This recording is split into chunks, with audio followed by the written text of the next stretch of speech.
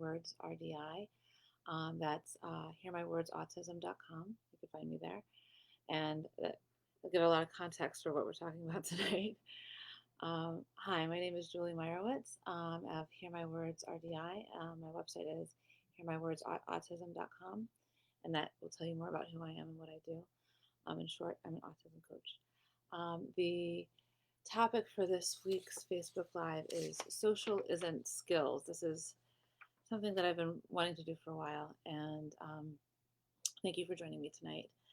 And we're going to be talking about, well, if social isn't skills, because we're always hearing about social skills groups, then what is it? And what can we do if the social rhythm is off? So just real quick, my name is Julie Meyerowitz. I'm the founder of Hear My Words RDI.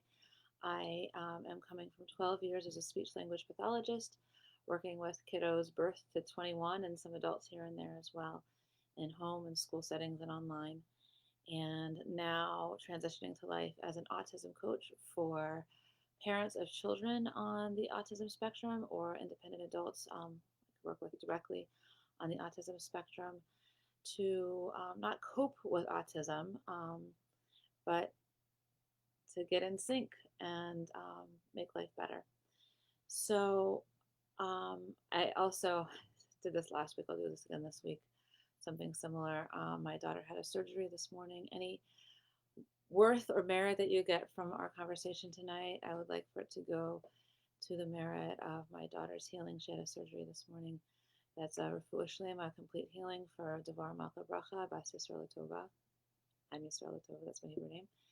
And let's get started. So we hear a lot when we're talking about autism about social skills. They have these social skills, they don't have social skills. And when we're talking about therapies in general, we're talking about skills a lot. A lot of the interventions that are out there are looking for missing skills and looking to fill in missing skills. And we've spoken in other Facebook Lives and in other materials that I've produced for YouTube and things like that, and things that you can find on my website and on my YouTube channel that talk about,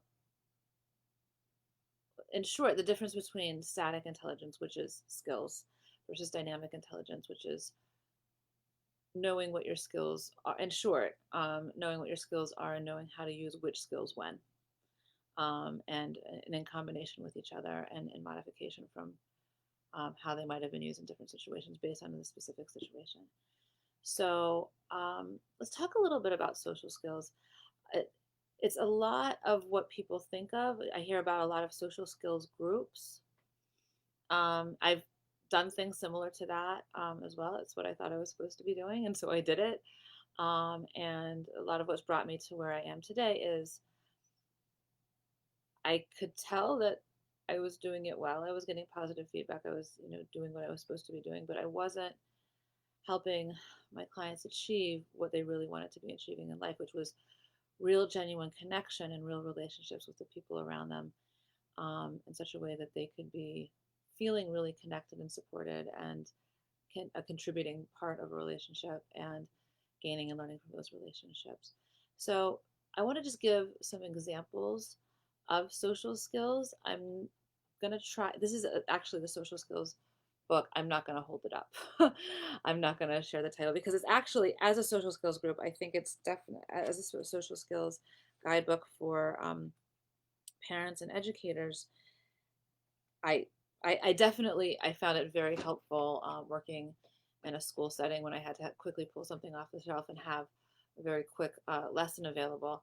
And I don't think I harmed anybody by teaching social skills other than possibly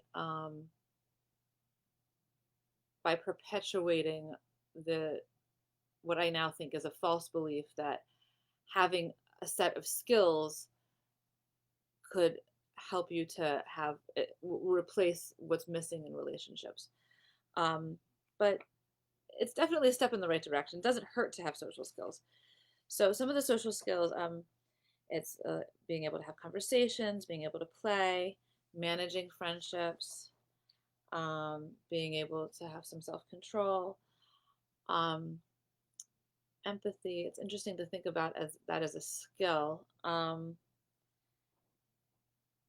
to demonstrate it. I don't know how really to demonstrate it if you're not really feeling it, and to teach a feeling as a skill, it's kind of crossing an interesting line in dealing with conflicts. And what I actually see here, I just sort of pulled this off my shelf because it's been sitting there for years. I see also near the beginning of the book is talking about behavior management in a social skills group, because there's an assumption that children with difficulty with socialization or social skills are going to have behaviors. We all have behaviors. I'm having behaviors right now. I'm speaking and gesturing. Those are behaviors, but which is usually used euphemistically for behaviors we don't want or disruptive behaviors. So it's interesting. I remember I had gold coins and used them constantly. All of my sessions were like video games, um, no matter what I was teaching. And I was always teaching skills when I was working in the schools. And that is also recommended in this book. So the person who wrote this book is very well respected in this area. And I think there are a lot of people who follow this approach. So it definitely is in line with a lot of what's done out there to reinforce positive skills, reinforce behaviors that look like acting normal, acting like somebody that we want them to be acting like, question whether they're acting like themselves when they're doing that. And Also, demonstrating a skill is demonstrating a behavior, but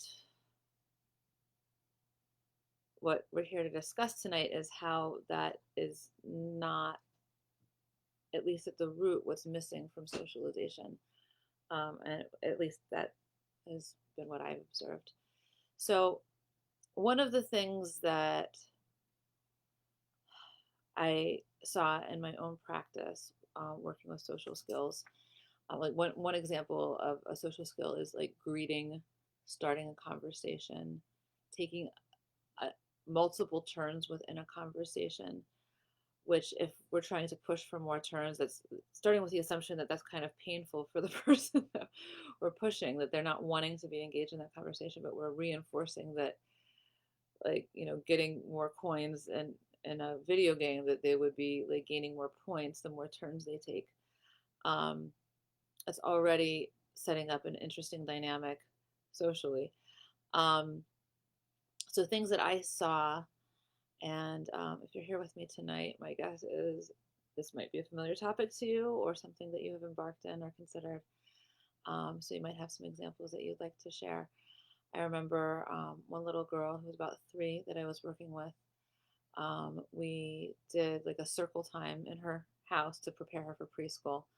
It was just me and her mom and this little girl that we would do circle time together with her communication book. And it was very cute, and we thought of it as progress. But I'll do it as she did it. She would say every week after we had like trained this, she'd say, "How are you feeling?" Almost exactly like that every single time. So it was exciting to hear her saying the words, but I really question, at least at that point, as far as we had gotten with what we had provided at that point, if it really was a success. Because it was like she was singing a song, not expressing interest in another person's feelings.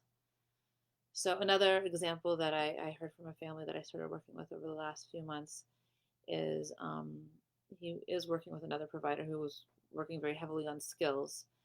And they had set up a situation that dad had prompted the little boy to give mom a compliment. I'm trying to remember if it was like that she looks pretty, she is a pretty lady, or if she had prepared something yummy or something like that, or did something helpful. And the little boy, prompted by the father, walked over to the mother and said the correct words. He demonstrated the skill. And what the mom shared was, that was nice, kind of, but she appreciated his progress in the skill, but I could tell in her reaction that she wasn't feeling like that satisfied kind of feeling that you're supposed to feel when your little boy tells you, "I love you, mommy, you look beautiful, thank you for the yummy food." I can't remember what it was, but one of those things, when it's really coming from a real place. So this brings us to the topic that comes up a lot when we're speaking with adults on the autism spectrum, which I hope to be doing more and more in the future, um, is the topic of masking. So behaving appropriately, because we have trained them, or they have been trained to behave normal, or like normal people, which already if you're coming into a situation trying to act normal, your sense of self entering that situation and your ability to genuinely connect coming into the situation when acting normal means acting not like me is already compromised. So correct behavior is not necessarily connected behavior. And often misbehavior is coming from disconnection. So, or like what we often label as misbehavior is coming from disconnection. And it's almost like the proverbial cry for help. So I want to give an example of, and this also, this might be familiar. I'm going to share this in the comments off to the side. This is a scene from a movie that was popular when I was younger. And this is the scene. There might be folks here that were children when this came out who are now parents, which is a little frightening. But um, I was younger when this came out, and this was just coming to mind as I was preparing tonight's Facebook Live. The scene in Baz Luhrmann's Romeo and Juliet, when Romeo and Juliet see each other for the first time, and a lot is communicated in that moment, and an intent. If you know the story of Romeo and Juliet, you could at least assume that an intense connection is established in that moment. And honestly, also one of the best songs in any movie ever is the background to this scene, and it's gorgeous. I was like, I just felt, I don't think I was dating anybody at the time, but I just felt in love hearing that song, and seeing their connection with each other. And, um, and no social skills that could be taught individually or in a group are demonstrated in this moment, and very few words are exchanged in this moment of very apparent connection. And that is what is missing. Not that you have to fall in love with everybody that you interact with, although that loving feeling, not to this degree necessarily, that is going to end in tragic results with that intensity. But this is just to show, like, on this scale, what really needs to be happening in every interaction, some sort of real connection that's beyond skill and beyond words. If that's not there, then no skills can replace the absence of that. So then we have to dig deeper. And honestly, all communication starts with this nonverbal connection between the infant and generally the mother, to be quite frank. But the child and the parents, before any talking or anything that is generally thought of as a skill has developed. This is the foundation for all human interaction, is this connection.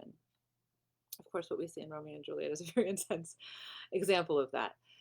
So, but it's beautifully demonstrated in the scene that I just posted. Another example, it's much older, is in the play or the movie Guys and Dolls, when Sarah Brown and Sky Masterson is trying to influence Sarah Brown, and I think that's the character's name. Yes, Sarah Brown. And he brings up chemistry. And the words of the conversation, she says, chemistry? And he says, yeah, chemistry. Now, the words could be an academic advisor and a student planning that year's curriculum or that year's course schedule. But that's not what's being communicated. There's no skill that could make that clear. What needs to be there for real social connection that's meaningful to both parties is something deeper than the skills and something deeper than the verbal. So something that sometimes clinicians, sometimes therapists will get a little bit deeper and talk about joint attention. So what is joint attention? And this is also very basic. Like if we don't have this, we have no real communication. So joint attention is something that we have right now, even though I'm not with you. We're here because we share an interest in the topic of autism and how to help improve the lives of folks on the spectrum and their families and the people that they're whose lives they're a part of. And we are jointly attending to this topic. Right now, I'm speaking, but if you're here with me, you're attending to this topic. A better example is if we're in a conversation on the topic and I could get your feedback. If you'd love to give me your feedback, you could add that in the comment section right now. And I'd love to have interaction in these dialogues. So joint attention is that two people are paying attention to the same thing at the same time. That's a moment of joint attention. In order to have extended interaction, that needs to extend. So extended interaction, extended joint attention would be to share attention for two people or two or more people. I mean, it's also, you could have thousands of people having joint attention, like in a ball game in the stadium, that they're all jointly attending to whatever plays are taking place. But on a more basic level, we have extended joint attention, which is when we're maintaining attention on the same object or topic for more than a moment or for a series of moments. And that can extend into something even deeper called co-regulation. Not just that our minds are paying attention to the same item or topic, but we are now getting to the point that we're in sync with each other. That it's not just that we're thinking about the same thing and talking about the same topic, but we're in tune with how one another feel. Something that's very important, that this is a quote from my training with Dr. Sheely. She and her husband were the founders of Relationship Development Intervention, RDI, which is the modality that I use in coaching families through autism and engaging from autism with this world and how each works and trying to get that to work together. She would say, you can't be co-regulated unless you're self-regulated. And this is something, honestly, that I have seen come up for myself a lot over the last week between my daughter's surgery today and the two people in our world who passed away last week. It definitely threw me and other things going, there's stuff going on in the world. We all have that going on right now. It's going to lead into next week's topic. But when we as parents or we as communication partners, no matter who the other person is, if we're dysregulated, like if you think about it, like if somebody walks into a room and they are just upset or distracted or angry, that's going to affect their interactions with whoever they interact with. And that's true of us. And like we only really have control of our end of that. So if we're not self-regulated, if we're not grounded when we come to approach our child or any other person, that's going to affect how they react to us. So that would be co-regulation. If we can get ourselves centered and present, that almost guaranteed will improve our interactions with our child. Easier said than done, right? Especially with everything that's going on. That's definitely what we're going to be talking about next week. And once you can get that going, just establish that for a few minutes at a time, then like to really get this, like the through line is establishing from co-regulation to a regulatory pattern or a co-regulatory pattern. That a lot of times I with all sorts of different folks that I've worked with, I'll start with like playing ball. Um, that is a way to get a back and forth going. Um, a lot of folks, I've spoken about this before, playing basketball together and just everybody staying in sync with that ball. The regulatory pattern basically is the backbeat, like if you're musically inclined, the backbeat of our interactions with other people. If we don't have this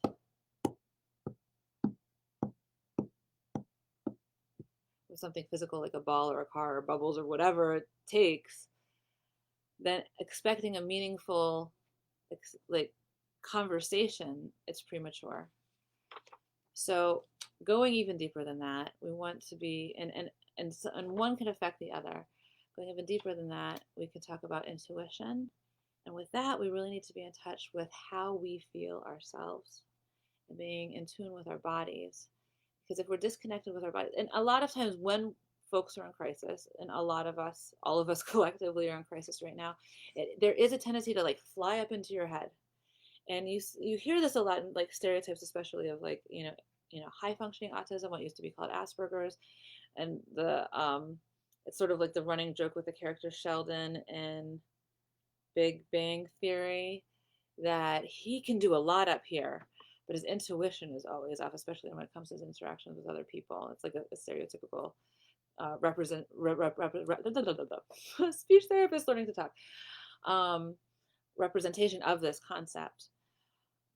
The antidote to that is to get in tune with your body and be able to do that with another person, like dancing, like playing music and having some sort of back and forth in which everybody's in their body and doing some sort of back and forth, like exchanging, like I lead the moves and you lead the moves. And if we could do that back and forth non-verbally, that's gold. That's gold right there. So this is longer than I usually go on the Facebook Lives, and I think we've covered a lot tonight. And this leads us to our next topic. I wrote it down and put it in this book here. And the topic for next week, I'm hopefully going to be back to Wednesday Facebook Lives at 9 p.m. Fairly regularly, barring anything that might get in the way. But next week's topic is going to be presence, crisis, and self-care, and the triangulation of these topics. A lot of what I work on with families is if we want to get to the root of interaction, we have to get everybody present. And we can't demand of our children what we can't offer them. So a lot of our work together starts with self-care, which might sound like an impossibility right now. And when it sounds impossible is when it's most necessary. That's going to be our topic for next week. Thank you so much for joining me this week. Always, I welcome your comments, even if you're watching this after this Wednesday at 9 to 9:20, 9:30 time slot. And I want to share any topics that you'd like me to discuss in the future. I've got next week set up, but love your suggestions. You can find me at hearmywordsautism.com. And we're also getting the YouTube channel and the Facebook page together. And of course, Wednesdays at 9 p.m. Thank you so much and have a great week. Take care.